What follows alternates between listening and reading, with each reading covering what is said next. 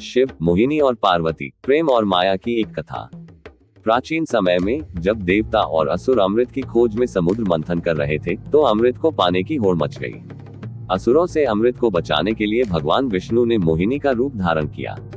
मोहिनी इतनी अद्भुत और सुंदर थी कि उसने असुरों का ध्यान भटका दिया और देवताओं को अमृत पीने का अवसर मिल गया। जब भगवान शिव ने मोहिनी को देखा, तो वे एक पल के लिए उसकी सुंदरता से मोहित हो गए। तप और वैराग्य के प्रतीक शिव भी इस आकर्षण से प्रभावित हुए। ये घटना शिव और उनकी पत्नी पार्वती के बीच एक गंभीर विवाद का कारण बनी, जिसने उनके रिश्ते को चुनौती दी।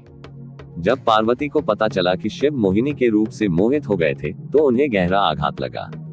उन्होंने सोचा, शिव जैसे तपस्वी भी किसी और के प्रति आकर्षित हो सकते हैं, क्या ये संभव है?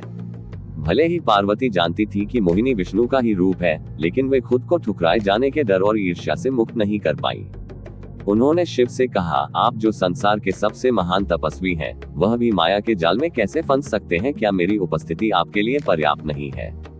शिव शांत थे, लेकिन पार्वती की पीड़ा स्पष्ट थी। उनकी प्रेमपूर्ण दुनिया में अस्थिरता आ गई थी।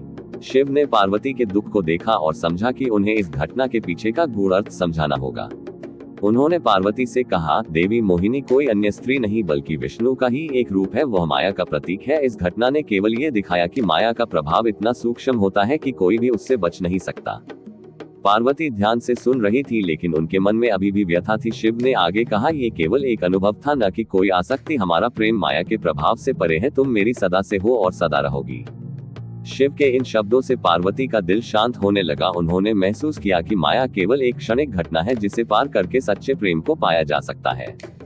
शिव और मोहिनी के मिलन से अयप्पा का जन्म हुआ, जिसे हरिहर पुत्र भी कहा जाता है। इस बच्चे का जन्म दुनिया की रक्षा और संतुलन बनाए रखने के लिए हुआ था। पहले तो पार्वती ने इस बच्चे को स्वीकार करने में कठिनाई महसूस की, क्योंकि यह उनके लिए शिव के मोहिनी से मोहित होने की याद दिला रहा था।